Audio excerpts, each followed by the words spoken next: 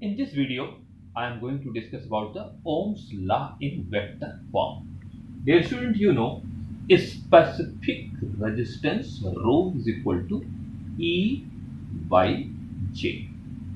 And already I have told you in the previous video, a specific resistance is the ratio of electric field to current density at any point of the conductor. The rho is equal to E by J, or E is equal to rho into J, where rho is a specific resistance and J is the current density. But a specific conductance sigma is equal to 1 upon rho. The reciprocal of the specific resistance is called a specific conductance, or we can say rho is equal to 1 upon conductance. So at place of rho, now we can write 1 upon conductance. So E is equal to 1 upon sigma into this one is current density J. So from here, J is equal to sigma into E. In vector form,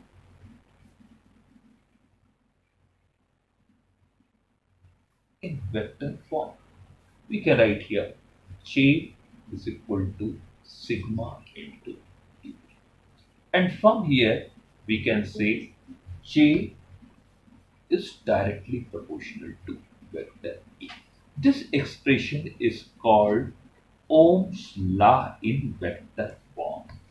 Thus, Ohm's law in vector form states that the current density is directly proportional to the applied electric field strength, and the direction of current density coincide with the electric field E.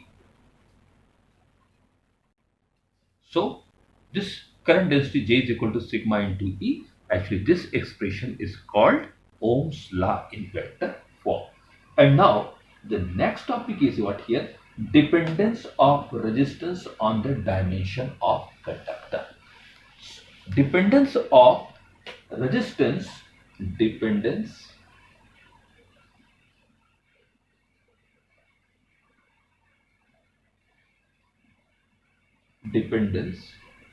of resistance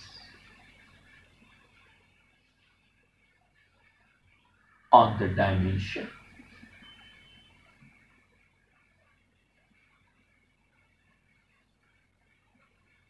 of the conductor.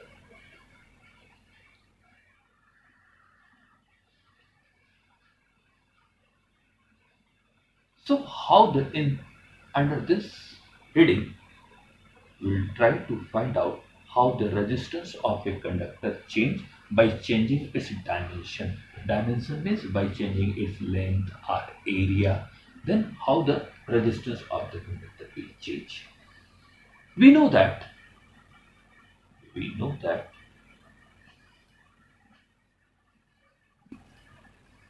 R is equal to rho into L upon A.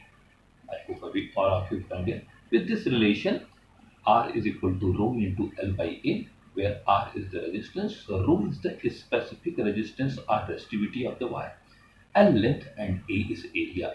And for a given wire, for a given material of wire and at constant temperature, rho is remain same. So from here, you can say R is directly proportional to length upon area. It means the resistance of a conductor is directly proportional to its length and inversely proportional to its area or thickness of that wire. Now, some important note regarding to this topic: R is directly proportional to L by A. So first point is what here? If the conductor is remolded to change its length and cross-sectional area, it means either its length be increased or it stretch like this one, so its length or cross-sectional area be changed, then its mass or volume are remain constant. It means before stretching and after stretching, the mass or the volume of that wire will remain constant. For example, suppose a wire whose length is L1 and its area is A1. Now when the same wire be stretched and suppose now its length becomes L2 and area of cross section becomes A2, then according to this point the volume of this wire will remain constant. It means the volume of this wire is L1 A1 or A1 L1 and volume of this wire A2 L2 both will remain constant. Or simply we can say if R1 be the radius of this first wire and after stretching suppose the radius of this wire becomes R2, then we can say at place of A1 area pi R1 square into L1 is equal to pi R2 square into L2 or pi is cancelled by pi R1 square L1 is equal to R2 square L2. This expression is useful to solve the numerical problem. Second point under this note, if the resistance in the initial condition of a wire having length L1, area of cross section is A1 and radius R1 is R1. It means if the initial condition of a wire, suppose this one is a wire AB and its length is L1, its area of cross section is A1 and the radius of this wire is R1. Now if the wire be stretched, same wire, same material, same wire be stretched and suppose in the final condition its length is L2, area A2 and radius is R2.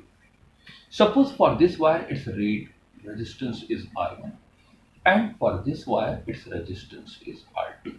Then R2 upon R1, direct you can use this formula R2 upon R1. It means resistance in final condition upon resistance in initial condition is equal to L2 upon L1 whole square. And suppose if the wire be stretched n times means suppose if initial length is L1 and final length becomes NL2 means if the length of the wire be stretched n times, then at place of L2 we can write here NL1. So R2 upon R1 is equal to at place of L2 and L1 upon L1 whole square, and now L1 is cancelled by L1.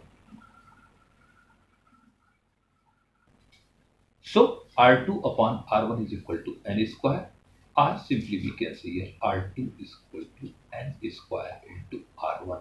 It means suppose a wire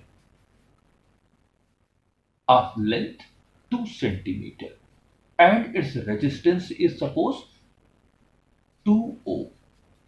When this wire be stretched up to length 8 centimeter, then what will be the resistance of this wire? It means this initial length 2, final length 8. 8 is how many times of 2? So N is equal to final length upon initial length means 4 times. So its resistance simply we can say here resistance R2 is equal to 4 square into R1.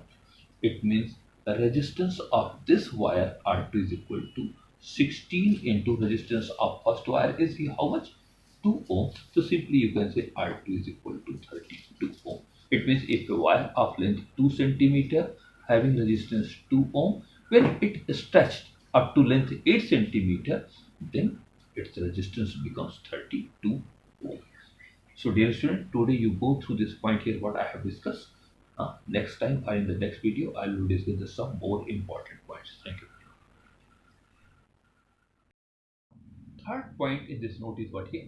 When change in cross-sectional area or radius is given, like in the point 2, change in length was given, and now suppose here if the change in radius is given, suppose for example wire, this one, and its length is L1, area of cross section A1, radius R1. Now it be stretched and its length L2, area A2 and radius R2. And here change in radius is given. Then in this case, suppose R2 is the radius resistance in the final case. R1 is the resistance in the initial case. Suppose its resistance is R1, this one is R2. Then simply by using this formula, we can calculate the resistance of the stretched wire. How? R2 upon R1 is equal to radius of the wire in first condition upon radius of that wire after stretching whole to the power 4. For example, if the wire is stretched so that it becomes 1 upon n times thinner, then R2 upon R1 is equal to n to the power 4. Simply suppose in the first case, a wire, suppose this wire is AB, and here its radius R1 is given, suppose 8 centimeters, suppose, and its resistance R1 is given, suppose 2 ohm. Now if the wire be stretched, and after stretching, suppose its radius becomes 2 centimeter, then what will be the resistance in this case? So finally, first you find out here, earlier radius R1 8 centimeter, after stretched it becomes 2 centimeter. Then how many times the wire becomes thinner? So final radius upon initial radius 2 by 8. It means this becomes 1 upon 4. So at place of here, if the wire be stretched so that it becomes 1 upon n times thinner, it means here 1 upon n times means 2 upon 8 means 1 upon 4. So resistance R2 upon R1 is equal to, now here at place of R2 we can write 1 upon n. So simply you can say here R1 upon R2 is equal to 1 upon 4 R1 whole to the power 4. And now R1 is cancelled by R1. So simply we can say this becomes 4 to the power 4. It means R2 is equal to 4 to the power 4 into R1. And in this way we can find out the resistance of the final wire after stretching. So by using this formula direct we can find out the resistance of any wire, either the length of the wire be increased or simply the radius of the wire will decrease by stretching. So in any way direct we can find out the resistance by using this concept. So today you go through this one, and in the next video I will give you the next topic.